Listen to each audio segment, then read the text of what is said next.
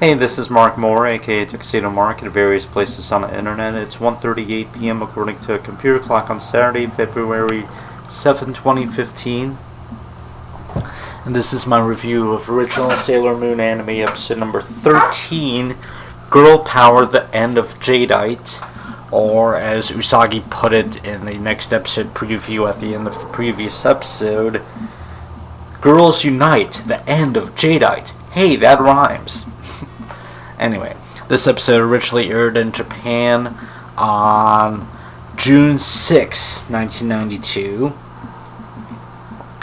And, okay, so this episode, Queen Beryl says Jadeite's gotta kill the Sailor Guardians. So, the episode, Usagi's stargazing out her window, and she thinks maybe Motoki might be Tuxedo Mask. I don't know if she seriously thinks that because, different hair color, but she thinks it would be cool. Okay.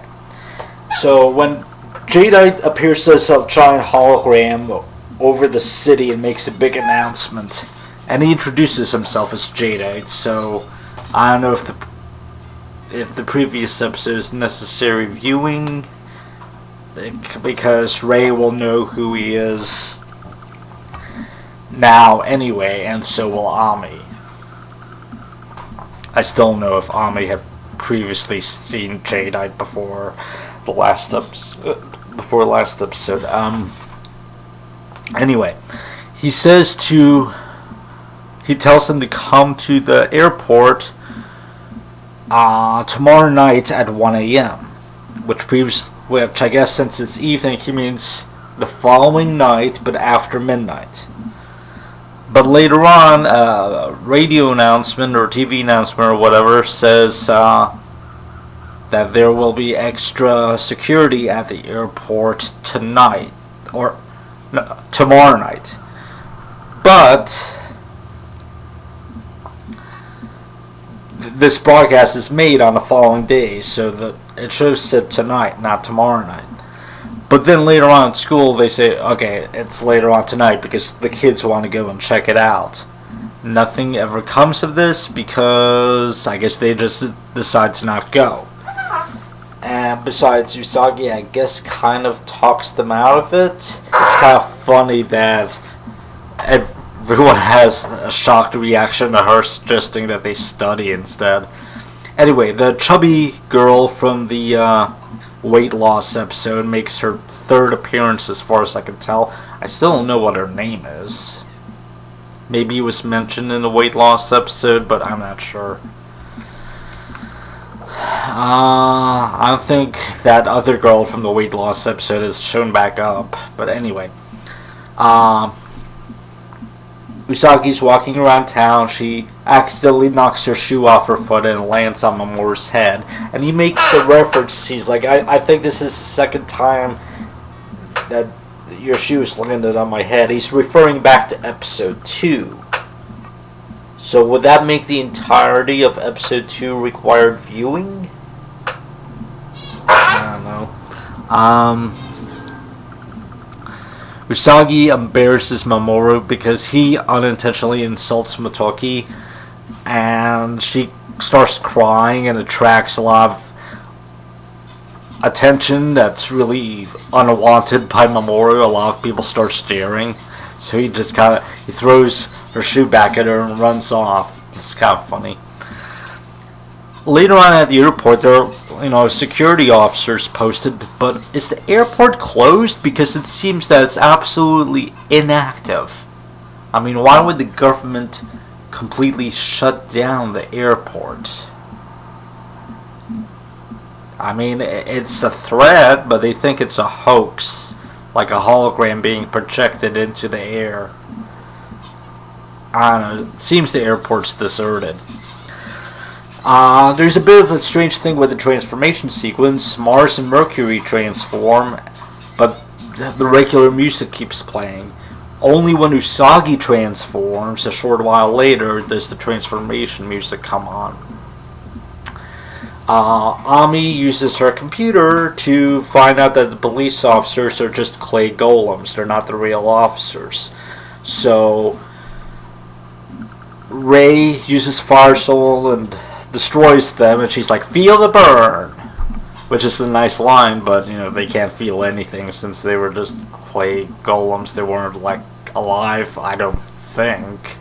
Anyway, Luna then confirms Ami's right, they were just clay. Okay, thanks for that, Luna. I mean, what would she have said if Ami had been wrong and Ray had killed all of those police officers? By the way, where are the police officers or the guards or whatever? I mean, Jadeite had knocked them unconscious, but where are they for real? We don't see them for the rest of the episode. Did Jadeite kill them, maybe? Because unless he moved their unconscious bodies somewhere, because the Sailor Guardians never, see them. So, anyway, I like after the Fire Soul thing where Usagi says to Ray, "You're so awesome," and Ray's like, "I know." That's funny. And later on, when the whole plan was for Jada to have this Senshi transform, and he learns their identities. So Usagi's like, "Oh no, we've been outed." It's weird when Jadeite's using his mental powers or whatever to control the airplanes to go after the Sailor Senshi, and Ray wants to use Fire Soul on the planes and just destroy them. And Luna stops her, saying, "Do you know how much one of those planes cost? All 3 of your allowances put together for life won't pay for it." Why is she concerned about that? It's not like whoever would be in charge of these planes, once they come over there and realize the planes have been destroyed, it's not like they're gonna know that Sailor Mars destroyed the planes. And even if they do, like if the security footage is running, then it's like they're not gonna know it's Ray.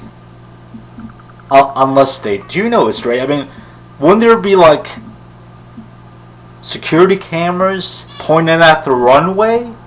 I mean, maybe their transformations got, caught on tape.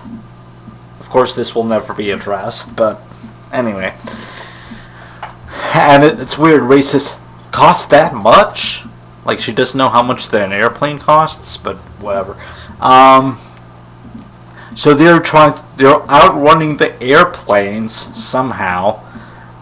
And then after Tuxedo Mask supposedly gets killed, they get over it pretty quickly, or at least they put it behind them to battle Jadeite, and they actually come up with a clever diversionary plan, including using Moon Tiara action to distract him, so that an airplane would run over him. So then he just bamfs out and goes back to Dark Kingdom.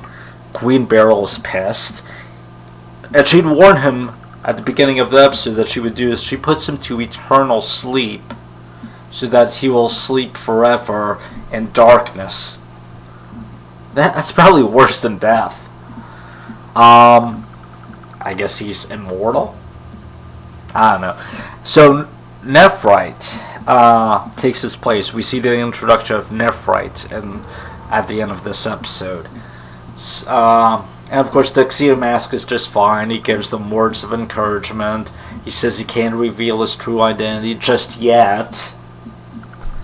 I don't know how he and Usagi can't recognize each other. I don't know how he and Ray can't recognize each other. Or has he met Ami yet?